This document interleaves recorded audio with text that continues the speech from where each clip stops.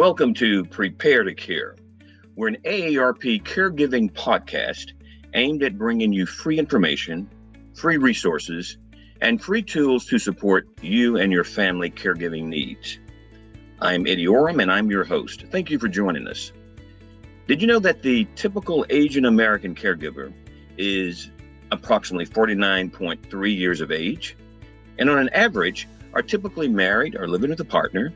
They typically care for a parent or parent-in-law who is 69 and typically suffering from long-term physical conditions. These statistics are to just give us an idea of what the Asian American caregivers like. But today we have actual people who can give us their experiences. I'd like to welcome Jenny Jo, who is helping to take care of her 100-year-old mother-in-law. Welcome, Jenny. Thank you, Eddie. So glad to be here. It's certainly our pleasure. And we also have Wanda Choi, who was a caregiver for her mother-in-law, who just recently passed away. And Wanda, we give our condolences to you. Thank you. Thank you. Certainly. Let me first of all ask, Jenny, can you tell us about who you cared for and how long your journey was in your own words? Certainly. We are caring for my 103-year-old mother-in-law. She first came to stay with us back in 1990 when she was widowed. And she speaks no English. She's very quiet. She's cooperative and frugal, and she really likes a schedule. And during that time, she's really taken care of herself. She lived with us for 15 years, and then she moved to the oldest son's house and has been staying there. And she really doesn't want to be a burden. She's more or less been taking care of herself up until just this year when she fell. And so we've had to give her 24/7 care.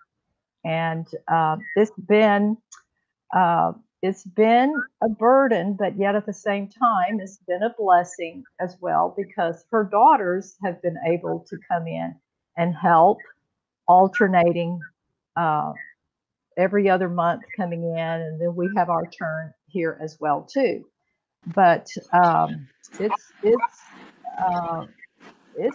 been a good challenge. We've certainly, I personally was taking her to the doctor all these years. I know her medical records the best. She's everything. She's been dependent upon us and her children really for all her medical care. Well, Jenny, thank you for sharing with us. And we look forward to hearing more about your journey, more about the challenges. Now, Wanda, also, we understand that in the Asian American community, many families feel like it's something that they must do out of responsibility. Can you speak more to that and also share with us some of your challenges? Well, quite honestly, when I got married, I kind of already assumed that my husband and I would be caring for his mother eventually, because traditionally, the oldest son would take in the mother or parents in due time when necessary. And so, though my mother-in-law was a widow at an early age, she was very independent. So she lived on her own for quite a long time. She worked within her home, caring for children, including my own. And so she was a very self-sustaining woman.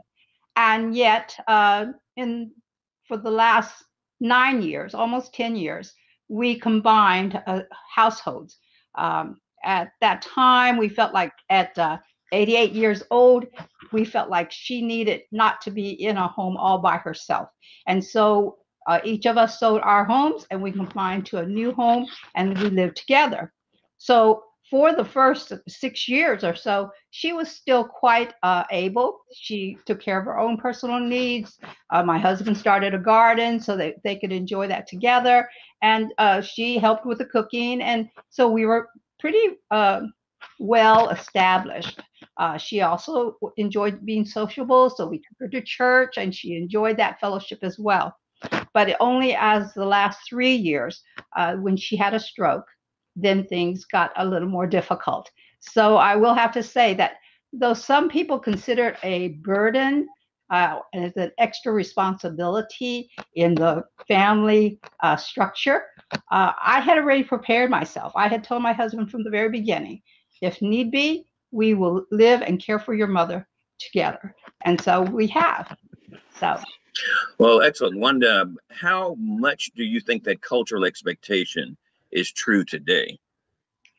Well, I really still feel in our Houston Asian community, I think many still feel that desire. And many of my mother-in-law's generation somewhat expect that from their children, and they would prefer to be with their children rather than uh, be placed in a facility, perhaps, or be left alone.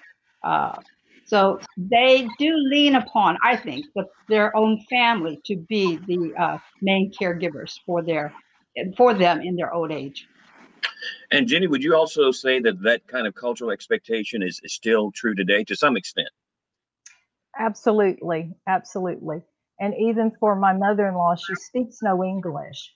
And so it would be a real, not even possible for her to be in a home or anything because I'm bilingual, as is the rest of her family. And so she depends upon us for everything. And so it would be hard to send her anywhere. Yes. Excellent. I research tells us that that was once true. It's really good to know that cultural expectation is still real.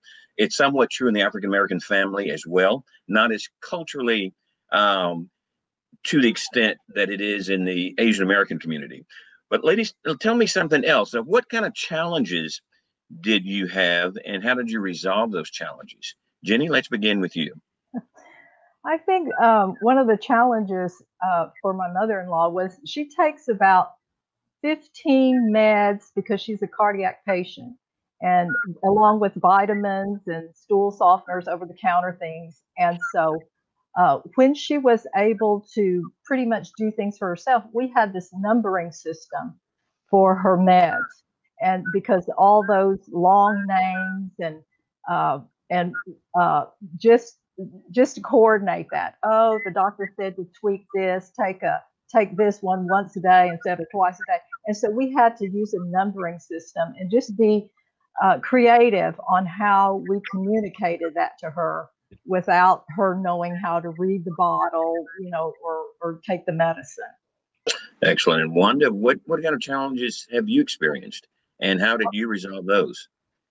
Well, quite honestly, like I said, the first 6 years that we were living together, she pretty much took care of everything. Even though my mother-in-law was uh, predominantly Chinese speaking, she would write out her meds on her medicine containers in Chinese, so she would know when to take them and all.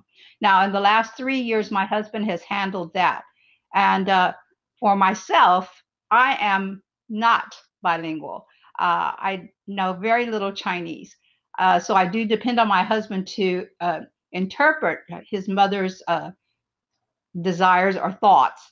But in general, we could communicate with a little bit of Chinglish here and a little bit of my broken Chinese there, and so we were able to get along. I think that it helped a lot that we had a pretty good relationship, even when we weren't living together. And however, I will say one thing that came up as she got older. Now, my mother-in-law passed away after at 97. So, those last years, we saw a steady decline, mentally. And sometimes there were episodes of almost like a paranoia that she would imagine things. And so she would get a little bit irritated and she might make accusations that were sometimes difficult to take because we knew they weren't true. But I think that mainly we had to keep a level head about it, that she was not thinking clearly, and to give her the benefit of a doubt that she was going through some internal turmoil.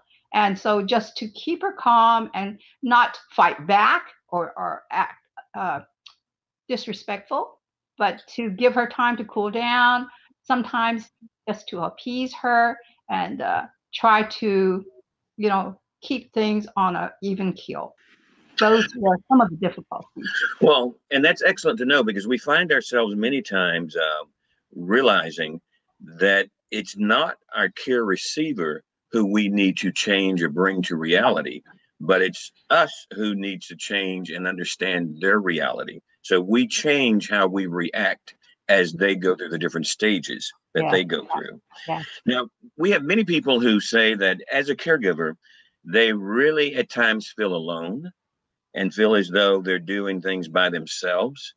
Have you ladies ever experienced that? If you did, how did you relate to that? I know both of you have given us information about you had someone in your home. And I know, Jenny, I believe you talked about having siblings who also helped. But Right. tell us about feeling alone. Have you experienced that? Or what kind of advice can you give to those who may feel that they're alone? Well, I would say for that being alone, just reach out and to family members to see if they're willing to help. I think that's been our greatest treasure in that my mother-in-law's children, as well as my own siblings, have been willing to help us. And so, and just to say, I need some help. Can you help? Whatever. And so we have many support around us. So it thank God that's been helpful. And I would say even reaching out to neighbors, that helps, just to kind of when you need to walk outside or take a break, to see the neighbors and to see what's going on outside in the world and the community. Mm-hmm. Well, let me also ask, do you feel that there are enough resources out in the community that can serve specifically for the Asian American community? Wanda, let's go with you. Okay, once again, we are very fortunate to have my husband's siblings do help us in different ways. Even though two of them were out of the state, they were constantly calling their mother and lending support in any way possible. Likewise, we eventually did hire a caregiver that lived in with us for 5 days a week, and she was excellent. Now, she was exceptional because she did speak Chinese. She could cook Chinese foods, and she had experience caregiving other Chinese ladies. So there aren't that many even in the Chinese community here in Houston. And so again, the language is a difficulty, but I will have to say that there are some more resources being, I guess, generated in our community. Also, there is a Chinese community center that has activities. If your senior loved one is able to participate, there are things that could be done there. Also, we have several Chinese churches. My mother-in-law enjoyed attending our Chinese church whenever she was able, before she became more dependent upon a wheelchair. And so just that socialization. Now, again, Chinese are often very traditional, and so they don't want to appear needy, or they still have this attitude of saving face. They want to be accepted and respected with dignity and treated thus so. And so it was very important to maintain that kind of appearance. But as whenever possible, I think that my mother-in-law enjoyed being among other Asians and enjoying the atmosphere of special celebrations and so forth. So there are limited resources, but hopefully more are being generated.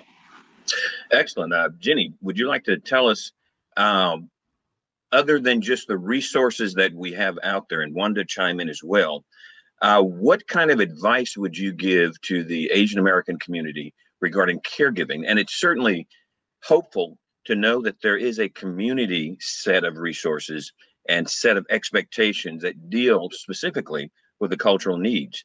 But how would we find those resources if we're in the community? I will admit that I'm not very familiar with resources available to specifically for the Asian Americans. I've primarily depended upon just the resources for everyone, our primary care doctor, the home health care places, and even to some degree hospice. We had even had to talk to hospice at one point. And but I've primarily gone, I do a lot of research myself and ask my siblings as well. And so we kind of do that. So I'm not so familiar with anything specific to Asian Americans. And that's so wonderful to hear that Wanda found someone that spoke Chinese and cooked meals and everything, because that is tremendous. Early on, we had tried to find somebody to help come in, and we didn't find anyone. And so we just had to end up doing it ourselves. Right. To hear that we have the Asian community resources. It's also good to know that there are other resources available to the general community that are also helpful. And let me say that AARP has a Prepare to Care guide that lends itself toward caregiving in the Asian American community, as well as in the LGBT community, as well as in the African American community. So we invite our listeners to listen to what you have said, two very good sets of experiences and resources. Now, ladies, before we end, and before I thank you both, is there anything that we've missed that you would like to say to our audience? Well, I will add that we also did participate in hospice care towards the last few years of my mother's life. And, being in the home, we were able to supervise. So even though the caregivers were not Chinese speaking or Asian in descent, we were able to be that intermediator for my mother-in-law. So it was really helpful because they would take care of my mother-in-law in special ways. And the ladies that did come were excellent. I will have to say, one of our bath assistants was African American, but she was so genuine and so caring. She actually learned some of the phrases in Chinese, at least to understand what we were going through, or the instructions that we would be giving my mother-in-law. And then the nurse that checked in with my mother-in-law, she likewise was excellent. So I think that even though we may not have specific Asian caregivers, I think the family surrounding helped a lot to bring in those resources. And there's nothing wrong with that, because it can be overwhelming at times. So I really, like Jenny had mentioned, reach out. There are resources that can help you. It's very difficult when you feel like you are the only one doing the caregiving. Well, excellent. That's been really good advice. And let me say also that I encourage everyone to seek out hospice. Yes. My father was a part of hospice. Mm-hmm. And had I known a lot about hospice, my first initial thought would have been to say, we don't need it. We're connected to all those resources. Right. Luckily, I didn't know a lot about hospice. We said yes. And it's one of the best things we did for my father. Ladies, again, thank you for your time. Thank you for sharing. And to our audience, thank you for listening. Let me say that we encourage all of you to listen and follow our Prepare to Care podcast. You can find us at aarp.org/HoustonDTC and subscribe to our podcast on our YouTube channel at youtube.com/C/AARP, Texas. Thank you for listening. And as always, thank you for caring.